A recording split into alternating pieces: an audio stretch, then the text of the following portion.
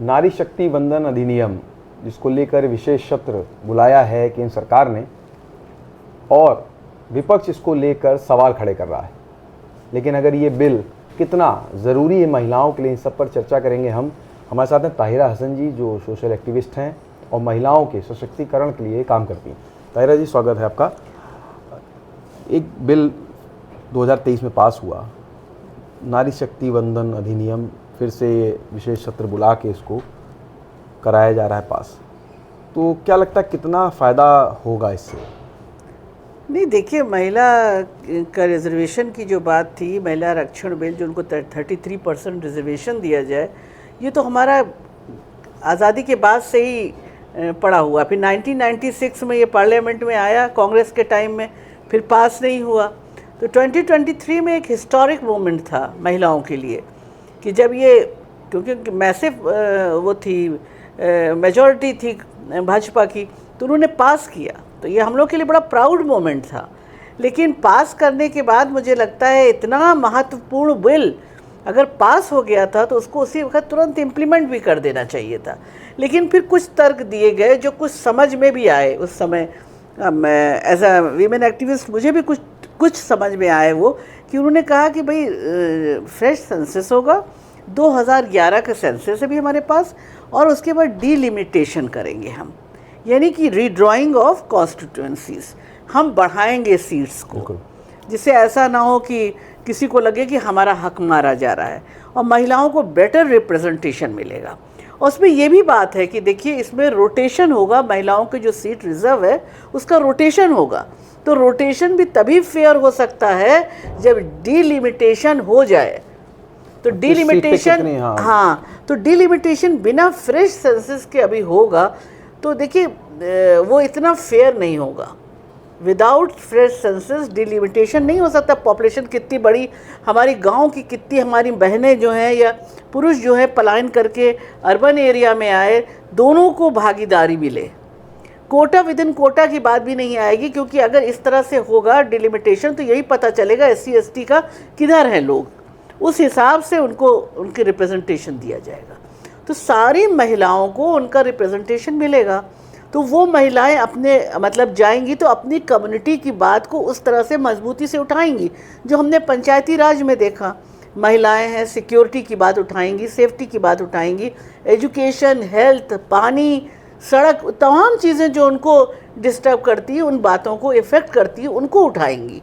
तो मुझे लगता है कि इस समय उस समय न करके जो इस समय किया, इसमें फ़र्क क्या हुआ, ये एक पार्लियामेंट में एक प्रॉपर तर्क आना चाहिए कि क्यों किया। इसको बताया जाना चाहिए कि आपने उस समय कहा हम ये करेंगे, अब सिर्फ डीलिमिटेशन की बात हो रही है। और देखिए, एक बात मैं बताऊं कि महिला जो आरक्षण बिल की बात है, ये अपने में पूरा कानून है, इसको किसी से जोड़ने की ज़रूरत नहीं। आपके पास 543 है, उसमें आप 1/3 दे दीजिए महिला को। लेकिन फिर वही बात है ना कि पुरुष समाज से आवाज़ें आएंगी, पेट्रार्की बहुत डीप रूटेड है, तो आपको ये सब सोच के फिर उस हिसाब से 2023 में ही फिर शुरू कर देना चाहिए था सेंसस, और उसके साथ साइमल्टेनियसली ये डिलिमिटेशन होता था। नहीं, तो ये जो इम्प्लीमेंट की बात कही थी कि जब सेंसस होने के बाद, जनगणना होने के बाद इसको हम लागू करेंगे, तो क्या लगता है एकदम से विशेष सत्र बुला लेना, फिर इसको लागू करने की बात कर देना, और 29 में है कि 29 में ही आरक्षण दे के कम से कम सीटें महिलाओं की फिक्स कर दी जाएं, तो एकदम से ये 3 साल में ऐसा क्या बदलाव? हाँ, वो यू टर्न मैं तो कह रही हूँ, मुझे यू टर्न समझ में नहीं आया। लेकिन फिर भी और लोगों का क्या राय है मैं नहीं बता सकती, लेकिन मेरी राय तो अभी भी ये है कि पास करिए, इसको इम्प्लीमेंट कीजिए। पास तो कर चुके 2023 में, आप इम्प्लीमेंट कर दीजिए। 543 में ही आप 1/3 दे दीजिए, फिर अपना करते रहिए। जब ये हो जाए तो उस हिसाब से फिर महिलाओं का आरक्षण आप वो कर दीजिएगा, पुरुष भी उसमें आ जाएंगे। नहीं, तो 543 में आज की डेट में अगर हम बात करें तो लगभग 80 सीटें महिलाओं के पास हैं। 70-80 आ जाएंगी, और आने वाले समय में अगर 800 सीटें से ज़्यादा हो जाएंगी, 850 के आसपास, तो क्या लगता है कि उसमें जब सीटें बढ़ेंगी तो नेतृत्व बढ़ेगा, महिलाओं का भी आरक्षण उसमें हो जाएगा, तो पुरुषों का विरोध भी उसके साथ साथ देखने को मिल रहा है। बहुत से लोगों के बयान भी आ रहे हैं कि ये बहुत बेहतर नहीं रहेगा, क्या लगता है अपनी सीट बचाने के लिए? हाँ, बचाने के लिए कह रहे हैं, लेकिन अगर ये सेंसस और डिलिमिटेशन हो जाएगा तो फिर पुरुष भी कोई तर्क नहीं दे पाएंगे। फिर ये जो कोटा विद इन कोटा की बात पार्टियों से आ रही है वो भी कैसे करेंगे? डिलिमिटेशन में तो ये हो जाएगा ना, SC ST का इधर है पॉपुलेशन, उस हिसाब से वहाँ पे उन वंचितों की तरफ से उनको रिजर्वेशन दिया जाएगा। और फिर रिजर्वेशन के लिए कह दिया गया है जो सीटें महिलाओं के लिए रिजर्व की जाएंगी उसका रोटेशन होगा। तो रोटेशन इफेक्टिवली तभी होगा जब डिलिमिटेशन होगा। इसीलिए डिलिमिटेशन पे भी बिल है, लेकिन विदाउट सेंसस है, ये मेरा कहना। हाँ, अभी विपक्ष जिसको लेकर विरोध कर रहा है मैम, उसमें ये भी है कि जब अगर अभी सेंसस की बात हो रही है, विपक्ष लगातार कास्ट सेंसस की बात करता है कि जातीय जनगणना होनी चाहिए। तो आपको लगता है क्योंकि अगर ये बिल का विरोध होता है तो आने वाले टाइम पे सेंसस के बाद फिर ये कास्ट सेंसस की बात उठा के कहीं ना कहीं इसको लिंगर ऑन करने की भी प्रयास? हाँ, लिंगर ऑन करने का प्रयास है। ये देखिए डिलिमिटेशन होगा, लोग आवाज़ उठाएंगे, विदाउट सेंसस हो रहा है। यहाँ पे मुझे नहीं लगता है कि कास्ट सेंसस की ज़रूरत है। यहाँ पे जो नेशनल सेंसस हो और उसके बाद डिलिमिटेशन हो। मतलब आज पुरुष और महिला हाँ, कितनी है उस पर बात होनी चाहिए, ना कि कास्ट के साथ। उसी हिसाब से डिलिमिटेशन होगा ना, तब तो वो कॉन्स्टिट्यूंसीज को रीड्रॉ करेंगे और कहाँ पे महिलाओं को सीट मिलनी चाहिए, कहाँ पे है, महिलाओं कहाँ को नहीं OBC है, कहाँ पे इस तरह की महिला है, उस तरह से कि उनको फेयर रिप्रेजेंटेशन मिले। महिलाओं के लिए बहुत अच्छा होगा अगर इस तरह से प्रोसेस चलाई जाए प्रॉपर, जो 2023 में कहा था सरकार ने। तो मुझे लगता है कि उस तरह से अगर चलाई जाएगी तो ये बेहतर होगा और उसको लॉन्ग टर्म में लोग इसको अप्रिशिएट करेंगे। और देखिए हिस्टोरिक तो है ही, अगर आज नहीं तो कल अगर ये पूरी तरह से करके इसको लाते हैं लिंगर ऑन, लेकिन मैं कहती हूँ नहीं होना चाहिए, इसको कर दे इम्प्लीमेंट, उसके बाद प्रोसेस चलाए तो ये होगा, ये हिस्टोरिक मोमेंट याद किया जाएगा, तो बहुमत इतिहास के पन्नों में लिखा जाएगा। बहुमत है तो मुझे नहीं लगता है कि कहीं ना कहीं से लोकसभा में या राज्यसभा में कहीं दिक्कत आने वाली है। नहीं, मुझे नहीं लग रहा कोई दिक्कत आने वाली है। ये इम्प्लीमेंट हो जाना चाहिए और उसके बाद डिलिमिटेशन, लेकिन बिना सेंसस के उस पर देखिए विरोध हो सकता है। लेकिन हाँ, डिलिमिटेशन की बात कही तो ममता बनर्जी जो बंगाल की मुख्यमंत्री हैं, पश्चिम बंगाल की, उन्होंने भी इसको लेकर विरोध जताया है कि कहीं ना कहीं इससे नुकसान होगा। तो नुकसान सही नहीं हो पाए। नुकसान तो मैं क्या, महिलाओं को सही रिप्रेजेंटेशन नहीं मिलेगा। महिलाओं तो क्या ये सिर्फ एक जो नारी शक्ति वंदन अधिनियम का एक गुब्बारा दिखाया जा रहा है और अंदर उसके हवा दूसरी तरीके की भरी हुई है, ऐसा कुछ होने का प्रयास लग रहा है? मुझे लगता है वो जल्दी कर रहे हैं भाई। पॉलिटिकल विल होता उसी समय इम्प्लीमेंट भी कर देते, क्योंकि तो कांग्रेस भी तो कह रही थी इम्प्लीमेंट कीजिए। नहीं, कांग्रेस ने तो सपोर्ट किया था उस समय 23 में, तो इम्प्लीमेंट कर देते, फिर उसके साथ ही साइमल्टेनियसली चलाते इसको। जो अपना सेंसस, देखिए सेंसस, नेशनल सेंसस और डिलिमिटेशन, ये दोनों प्रोसेस बहुत कम समय में नहीं हो सकती हैं जी। ये मैसिव प्रोसेस है, लंबा टाइम लेंगी ये। तभी तो 2034 कहा था उस समय कि 34 तक जाके ये प्रोसेस कंप्लीट होगी, तो महिलाओं का फिर ठंडे बस्ते में चला जाता। तो मुझे लगता है इम्प्लीमेंट कर देना चाहिए। 5 साल घटा के 29 में ही उसको लागू करने की। हाँ, क्या ये मेरे, हाँ ये मुझे भी as a women right activist ये यू टर्न समझ में नहीं आया। अच्छा, उसमें साथ साथ ये राहुल गांधी का भी एक तर्क है, उनका कहना है कि जो OBC वर्ग है या बाकी वर्ग हैं तो कहीं ना कहीं उसका भी नुकसान होगा अगर उसके इन चीज़ों को लागू कर देते हैं, बिना नेशनल सेंसस के लागू कर देते हैं तो कहीं ना कहीं सीट्स पॉपुलेशन SC ST की सीट है, कितनी सीटें होनी चाहिए, क्या नहीं होनी चाहिए, वो कहीं ना कहीं चेंजेस।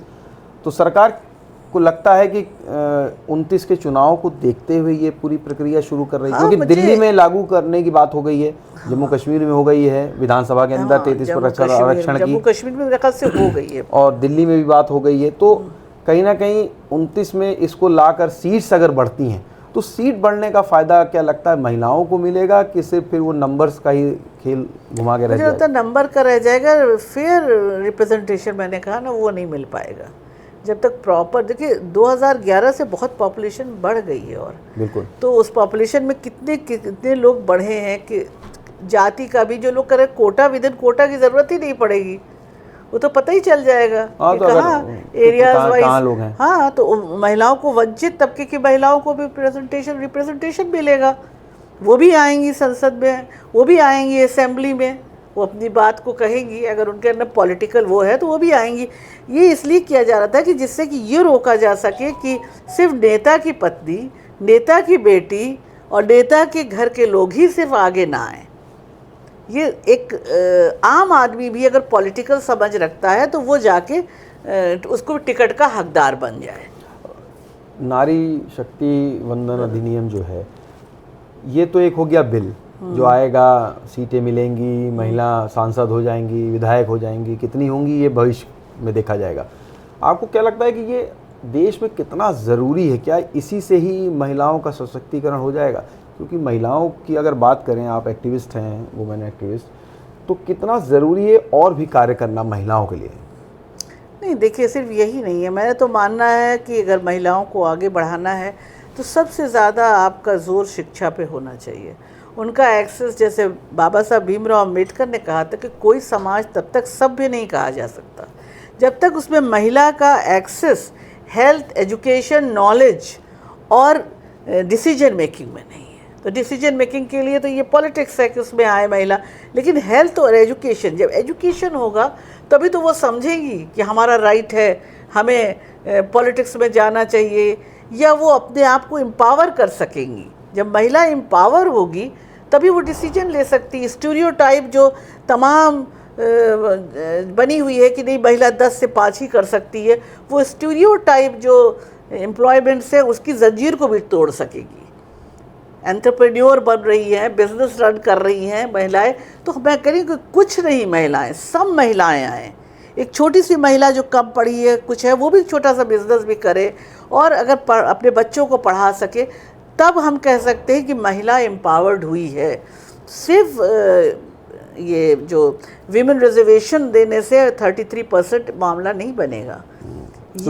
ये तो होना चाहिए, लेकिन और चीज़ें जो कानून जो बने हैं महिलाओं के, उनका इम्प्लीमेंटेशन प्रॉपरली होना चाहिए। हम देखते हैं महिलाओं के साथ सेक्सुअल हैरेसमेंट होता है, लंबा लंबा चलता है, और उसके बाद जो कन्विक्शन रेट है वो 20-60% है अभी हमारा। तो जो कन्विक्शन रेट नहीं होगा तो जो इस तरह के क्रिमिनल्स हैं वो क्राइम करके निकल जाएंगे। उन्हें पता है कि हमारे छूट के लिए बहुत से रास्ते हैं हमारे पास, और मनी और मसल पावर है, तब तो फिर अगर वो तबके की वंचित तबके से है या आम औरत है तो उसके लिए बहुत मुश्किल होगा। और स्पेशली ये भी देखना होगा कि जो सेफ्टी मिल रही है कि नहीं हमारी महिलाओं को वर्किंग प्लेस पे। और फिर हमारी महिलाएं सामने नहीं आती है क्योंकि वो सैलरी पे खुद डिपेंड करती है या इंटायर फैमिली कर रही होती है। तो वो तमाम चीज़ देखी जानी चाहिए कि वहाँ पे इंटरनल उनके यहाँ है कि नहीं, सेफ्टी और सिक्योरिटी के लिए कमेटी, और विशाखा गाइडलाइन प्रॉपरली इम्प्लीमेंट हो रही 2013 की कि नहीं हो रही है। तो मुझे लगता है महिलाओं को समृद्ध करने के लिए इन तमाम चीज़ों को इंक्लूसिवली देखना होगा। हम मतलब सशक्तिकरण की अगर बात करेंगे तो, क्योंकि शोषण के मामले में अगर किसी की सबसे ज़्यादा शोषण है देश में तो महिलाओं का ही होता है, चाहे वो दहेज उत्पीड़न का हो, चाहे पारिवारिक हो, या कहीं जहाँ वो नौकरी करती है, कहीं भी नौकरी कर रही, कुछ भी हो रहा है तो शोषण के मामले में महिलाओं का नंबर 1 पे आती हैं वो। हाँ। इसके लिए भी मतलब ये बिल से ही सिर्फ नहीं लगता है कि ये सब चीज़ें बेहतर हो सकती हैं। बिल से सिर्फ नहीं होगा, हम तो सारी महिलाओं की बात करेंगे ना। जो खेत मजदूर में हमारी महिलाएं काम कर रही हैं, जो लखनऊ में बैठे हैं तो चिकन और जरदोजी का जो काम कर रही है, वह जो बिचौलिया होता है, मिडिल मैन, वो किस तरह से उनका खून चूस रहा है, हाँ, ले जाता है, वो बनाती है रात दिन पूरी, पैसा उनको 100 रुपए 200 और रुपए शोरूम वाले कितने पैसे कमा रहे हैं। तो वो तमाम चीज़ों को देखना पड़ेगा, उनको तमाम को सोशल वेलफेयर में ये सब आएगा, देखा जाएगा, तब महिलाएं आगे बढ़ेंगी। नहीं तो सेंसस अगर हो जाता है तो उसमें नंबर्स भी आएंगे, नंबर्स आएंगे तो कहीं ना कहीं महिलाओं के जब नंबर सामने आते हैं ना, पार्टियां जो राजनीतिक दल हैं वो नंबर पे बात करती हैं। उनको लगता है कि इनके नंबर ज़्यादा हैं तो इन्हीं को ही अब थोड़ा सा महिलाओं को और ज़्यादा ध्यान दिया जाए, महिलाओं के प्रति और ध्यान दिया जाए, तो उससे और फ़ायदा ही होगा महिलाओं का। बिल्कुल बिल्कुल फ़ायदा होगा। सेंसस अगर होके डिलिमिटेशन होता है तो महिलाओं का फ़ायदा होगा, कि महिलाओं की संख्या बढ़ी है। देखिए बिहार में भी उन्होंने राजनीति में जो है एक अपना प्रेसिडेंट सेट किया कि महिलाओं को देखा जा रहा था कि वो किधर वोट दे रही हैं। तो मुझे लगता है ये करने से महिलाओं का रिप्रेजेंटेशन बढ़ेगा, और हो सकता है कि कुछ महिलाएं ऐसी जाएं जो महिलाओं के लिए, जो आम महिला है उसके लिए काम करें, जो वंचित तबके की महिला है उसके लिए काम करें, और जाहिर है जब महिलाएं आगे आगे बढ़ेंगी, आधी ज़मीन है तो देश आगे बढ़ेगा, देश समृद्ध होगा। अच्छा, लेकिन समाजवादी पार्टी ने इसी के बीच में ये भी मांग रखी है कि मुस्लिम के लिए अलग से आरक्षण होना चाहिए। देखिए, संविधान में धर्म पे आरक्षण है नहीं, तो उसके लिए ये हो सकता है कि जो उसको आप देखिए कि जो वंचित तबके में हैं, महिलाएं हैं, जैसे मुसलमानों में जो ओबीसी है उसमें तो मुस्लिम को भी मिलेगा ना आरक्षण, ओबीसी तबके के जो हैं। तो वो सब तो तभी तय होगा जब डिलिमिटेशन होगा सेंसस के बाद, ये कहाँ पे बुनकर लोग हैं, कहाँ पे इस तरह के लाल बेगी मुस्लिम हैं, जुलाहे, हाँ जुलाहे हैं, बुनकरी जुलाहे हैं और लाल बेगी हैं जिसको आप कहते हैं सब उठाने का काम करते हैं जिंदगी, तो वो सब है। तो कहाँ कहाँ पे है तो उनको उस हिसाब से मिलेगा। और मिरियासी है लोग होते हैं जो बहुत ही वंचित तबका, वो भी है, तो वो किधर रह रहे हैं, कितने हैं, वो बहुत गिने रह गए हैं बहुत। तो उसको किस तरह से उनको समेट के चलेंगे, तो ये सब तो तभी पता चलेगा। ऐसे तो आप नहीं कह सकते कि मुस्लिम को मिलना चाहिए आरक्षण, तो आखिरी में ताहिरा जी, क्या मतलब इससे महिलाओं का सशक्तिकरण होगा और 2029 में आपको लगता है कि एक बड़े नंबर्स के साथ लोकसभा में महिलाओं का नेतृत्व दिखेगा? देखिए, अब ये तो डिलिमिटेशन होता है क्या है, देखिए अभी तो अभी सुनना पड़ेगा क्या चल रहा है वहाँ। लेकिन मुझे तो लगता है जब सेंसस के बाद होगा तो वही महिलाओं को सही प्रॉपर वो उनका रिप्रेजेंटेशन देगा।